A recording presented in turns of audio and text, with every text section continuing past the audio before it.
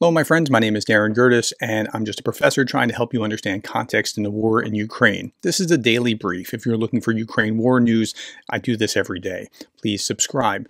990 Russians off the battlefield. It was about the same yesterday, and this is a lower tempo than it's been over the last 2 months. 7 tanks, 15 armored combat vehicles, 22 artillery pieces, and only 59 vehicles and fuel tanks. And when I say only 59, again, this is a lower tempo than what we've seen otherwise on the front line. Now, on the night of July 20th, Ukraine air defense destroyed 13 Russian UAVs, as reported by the Air Force. But that doesn't tell us enough just by itself. 13 out of how many? Okay, Russian forces launched a missile and drone attack from Ukrainian regions overnight. 13 out of 16 drones. But they also said missile. And when you chase down the original article, what you find is that Russia used 4 Iskander missiles, and they didn't say anything about shooting those down. So those 4 missiles apparently got through. Moscow oil infrastructure, on the other side of this equation, is having a bit of a rough day. So the Ukrainians are striking back, and they continue to strike back. They continue to attack Russian infrastructure, particularly oil and military targets within Russia. So here's the first picture of this: Moscow infrastructure having a rough day. Here is the Nord Oil motor plant is burning down in Taldom Moscow region. Okay.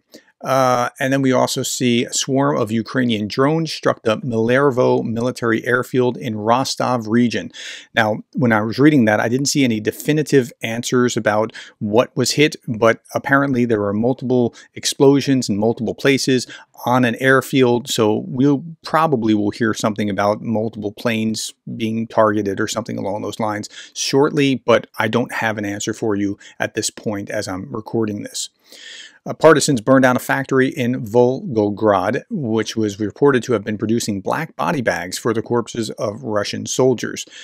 Okay, it's going to be necessary, but they're going to have to outsource those or get them from somewhere else.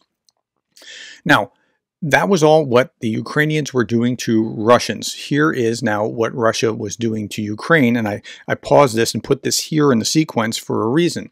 There was a Russian air attack that left 541 settlements without power, prompting scheduled power outages and necessitating electricity imports from neighboring countries. Okay, so that was probably what was going on with those 4 missiles that we didn't see talked about earlier. So 541 settlements without power. Meanwhile, flip the coin over to in Russia, in the Russian city of Krasnodar, people have begun blocking roads because of a power outage. They complain that they've been out without light and without water for over a day. And so now they're taking to the streets in Krasnodar because they've been out of power for a day. Like, compare that to Ukraine's experience for the last however many months or years, and it's mind-numbing. Okay, Andrew Perpetua made this great comment here. I didn't see his, before I shot this video, I didn't see his tabulation. He's doing a live stream, so he might not have put out the tabulation yet. Imagine waging war against a country that provides critical components of your electrical infrastructure and then pissing off their allies so much that they ban the export to your country of even more critical components of your electrical infrastructure, and then conscripting the linemen and engineers who maintain your electrical infrastructure. Well, that's kind of what Russia's done to itself, so might not have been the best moves. Okay, so let's talk about some updates about things that were happening over the last few days. As you know, Zelensky was in Britain talking to Starmer. He was talking to the cabinet. He was meeting with the heads of major military munitions. He met King Charles, but he was calling yesterday asking Starmer to show leadership in allowing us to use British missiles deeper inside Russia. And because I've heard nothing else about that, I'm thinking that's fallen flat. The report that we do see is that Keir Starmer said on the context of assurances that action would be taken against Russia's shadow fleet of oil tankers. So, okay, at least something's being done there, and that's good. They're going to try to work through something with that, but I don't know what they can do exactly. Ban them from international waters? I don't know how that would work.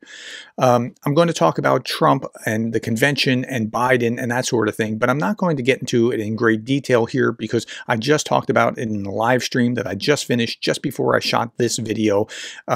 And so every question that people wanted to ask, they could ask there about how the convention went, how Trump's speech went, about what's going to happen moving forward. So I'll leave it at that.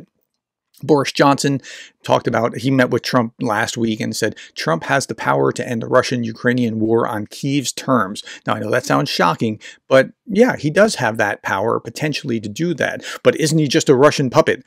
I don't know that he is. Trump is a puppet of Trump's ego. Johnson says that Trump understands the reality. Now, remember, Boris Johnson, there's no stronger supporter of Ukraine than Boris Johnson. So for Boris Johnson to be influencing Trump, I know some of you will look at him and go, well, these are two bad guys. Well, let Boris Johnson influence Trump to the degree that he can. Trump understands the reality. Ukraine's defeat would be a massive loss for America. And I think that's fair. That's exactly right. It would be a big loss for the U.S. Zelensky has reached out to Trump as well. I spoke with the real Donald Trump to congratulate him on the Republican nomination and condemn the shocking assassination attempt in Pennsylvania. I wished him strength and absolute safety in the future. I noted the vital bipartisan and bicameral American support for protecting our nation's freedom and independence. Ukraine will always be grateful to the United States for its help in strengthening our ability to resist Russian terror. Russian attacks on our cities and villages continue every day. We agreed with President Trump to discuss at a personal meeting what steps can make peace fair and truly lasting.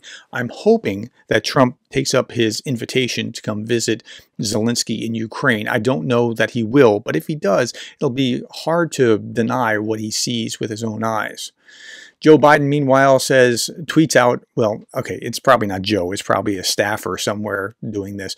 I'm stuck at home with COVID, so I had the distinct misfortune of watching Donald Trump's speech to the RNC. What the blank was he talking about? And then he goes by, point by point, pointing out things that he wants to argue with. But asking what was he talking about almost feeds into the narrative of you're just not with it. And lots of trolls were on that thread, as you can imagine. Newsmax analyst Mark Halpern reports that President Biden plans to announce withdrawal from the race as early as this weekend. I don't know that that's going to happen. I saw other news conflicting with that, saying that he plans to be on the campaign trail next week, and so that may or may not be the case. But with this, he said that Sunday is most likely Biden will not endorse Harris. But again, I don't know. I'm just reporting what is being said here. And for my money, I would say that Biden certainly does not want to go. He might feel like he's forced to go, but he doesn't want to do that.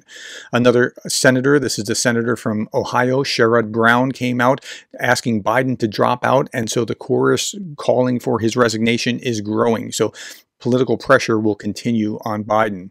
Meanwhile, Vladimir Putin, who has been running Russia for 25 years, congratulated Lukashenko on his 30th anniversary. And then he said this, quote, "The Belarusian voters have trusted you with the highest state post 6 times in a row, which undoubtedly testifies to your enormous authority among your compatriots," unquote, which is, bizarrely false. Like, think about this.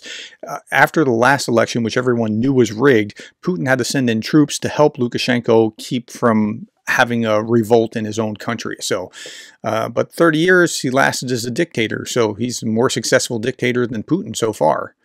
Okay. Now, yesterday we talked about the CrowdStrike IT outage that happened internationally, and I saw Darth Putin say this. I thought it was hilarious.